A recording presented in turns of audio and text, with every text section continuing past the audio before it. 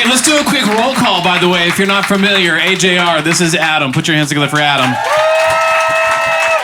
This gentleman, front and center, rocking so many instruments, including the machine, which you can't see back here, but it's all colorful.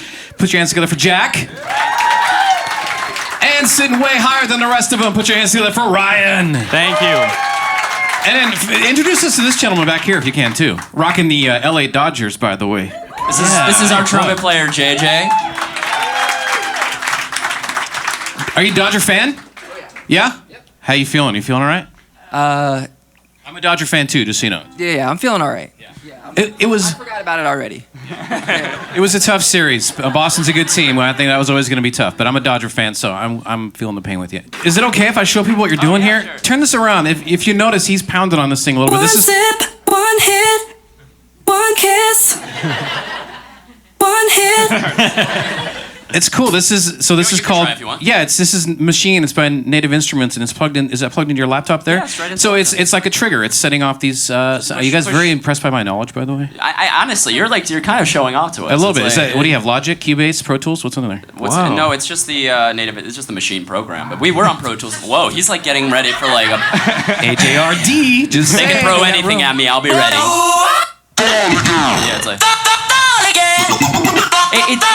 The reason I turn it around is because if I were to show it to you, you'd be like, that's so easy what he's doing. But like, I'm back here like a mad scientist, like acting like it's so difficult. You know? Well, it also shows it is difficult. I mean, it shows because you're not only doing the rhythm on. Yeah, it's. The drums were my first instrument, so I have that skill a little. I thought this was just a box. I had no idea. There's some sound out of there. Yeah.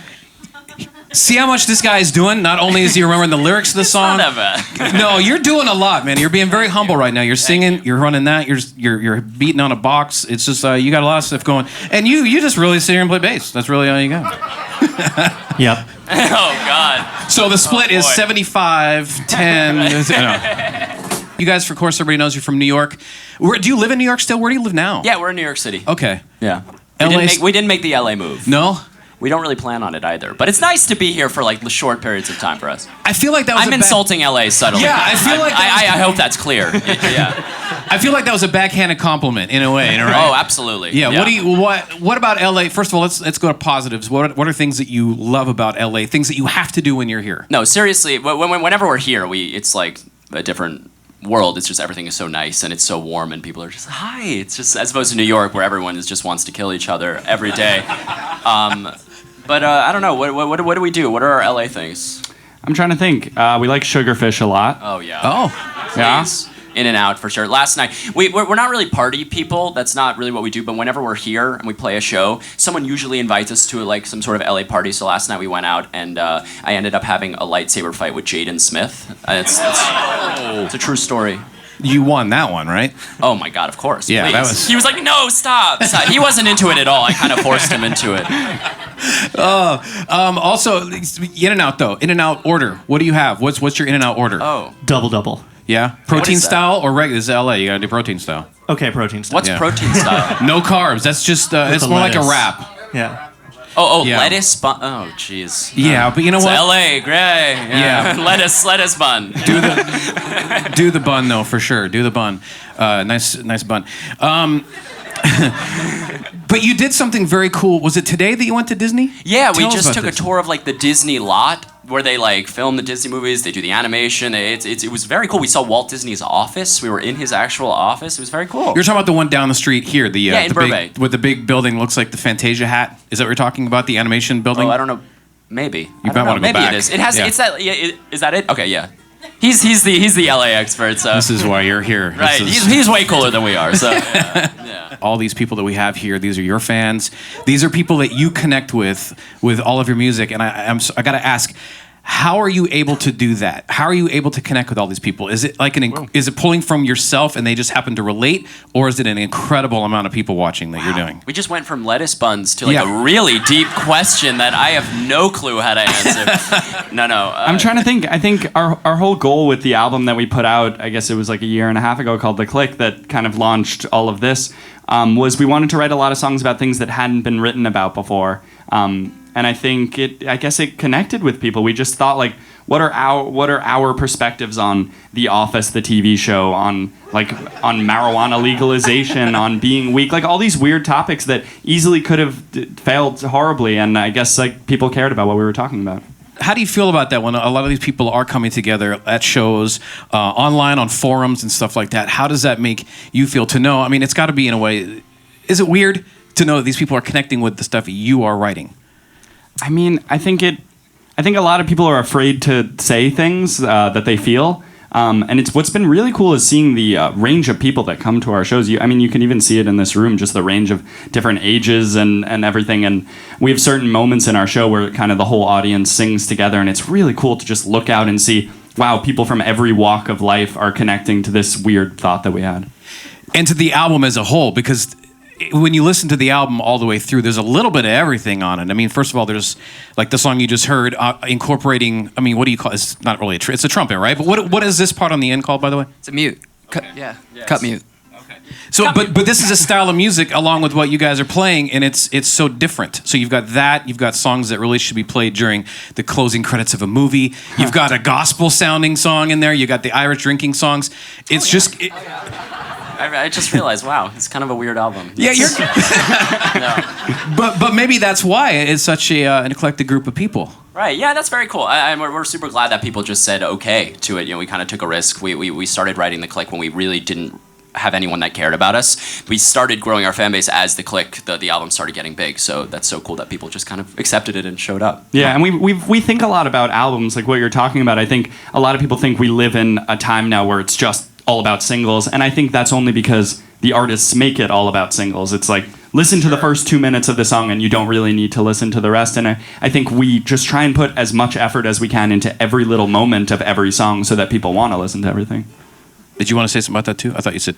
I was just going to say to your question about social media, I mean, historically, music and TV, I mean, people got together and talked about it at the water cooler at work. But now you have a place where people can constantly discuss things and get into the minutia of albums. And artists like 21 Pilots, people get so into all the details. And it's a really great place for people to kind of bond and meet each other. And a lot of our fans have kind of grown this community and become friends over these different groups and our music. And it's really inspiring. Good, man. Favorite songs on the album? What's your favorite song? Probably a song called Netflix Trip. It's a song that we wrote about The Office, which is our favorite TV show. Yeah, the American version or the original, the British one? The American version, but Okay. it's also about how we kind of grew up with the TV show and learned kind of the mannerisms and how to kind of interact in life from these characters that we grew up with on a TV show. Favorite song? Favorite song? Probably Sober Up. I think that's my favorite. Yeah. Because we didn't incorporate that for this, but there's like a cello part. And it kind of we kind of got rid of the idea of a drop. Everyone kind of got mad at us for that song because when it goes dun dun dun dun dun, how's it go again? They expect us to go into like a heavy thing, but it's just nothing there. So people have gotten mad at us. I think that's kind of funny and It's the anti-drop. It's the anti-drop. That was what I was trying to find. That is funny. And Ryan, your favorite? A song called Jumpsuit. Yeah, I'm kidding. With That the was a car on stupid fire? joke. It was Wait, that joke so didn't land. That's so not flat. at I'm all. sorry. Except him. He got it. He got it. The one. Yeah, Like, the one with the car on fire. Jumpsuit, yeah. Probably a song called "Come Hang Out" that we wrote. It's a very personal song. Yeah. I have a couple of favorites too.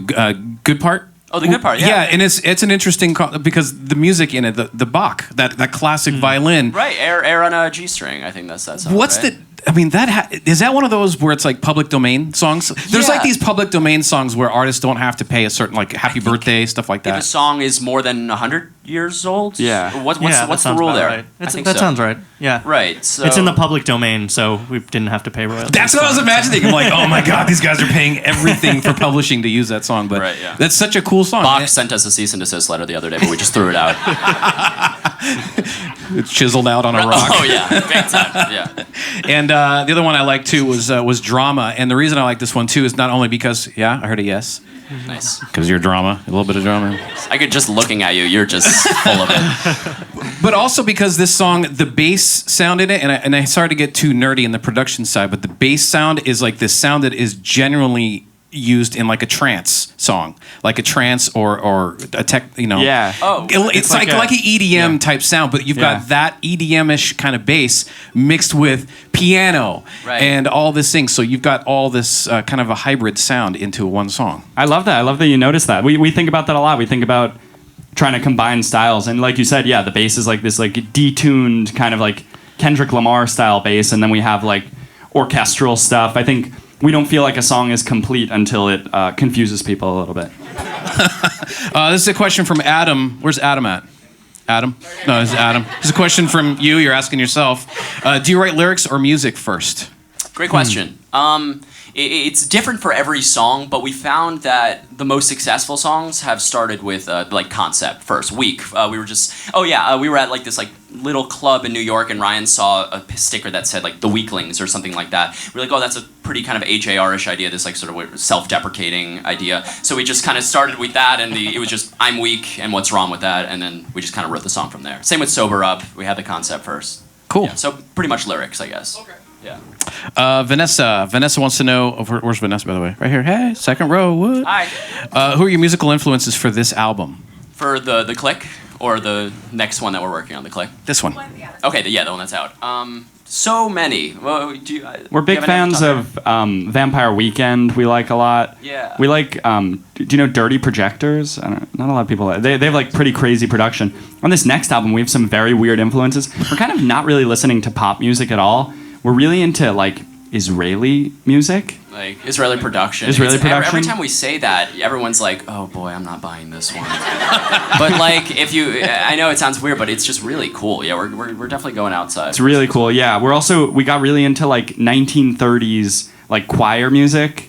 Like sampling and stuff like that. Yeah. Definitely going hard. It's gonna be not a great album, but we're gonna do our best. We're tanking. We're gonna tank it. We're gonna tank it. Just 2 more quick questions here. At what age did you start playing your first instrument, and did you enjoy it? That's from Diane, by the way. Oh, where's Diane? Oh, right there. Hello. The first instrument I think we all played was piano, and I think none of us enjoyed it. I think that it was just that's kind of a classic thing. You like make your kid play piano, and then I think we kind of went away from it, and then we like fell in love with an instrument. I think drums was my first. I think you got back into piano, and then he picked up bass, so it was more natural like that. And the final question, this is from Ping. Says, where's Ping? Over there. Hello. Hey, another second row here. How is it different this time around now that you're doing part 2 of the Click tour? Like the fans, the venues, the overall experience. Is there things that you've learned from the first one that you're going to do different or? It's cool and it's kind of scary. Because not to brag seriously or anything, but like the venues have gotten a little bit bigger because the audience has definitely grown, which is really cool, but it's also mostly scary. I use an analogy. It's kind of like, let's say like you're talking to your friends and you tell a joke that's really funny, or like you do an impersonation that's really funny, and then they go get like 20 of their friends and they're like, do it again the exact same way.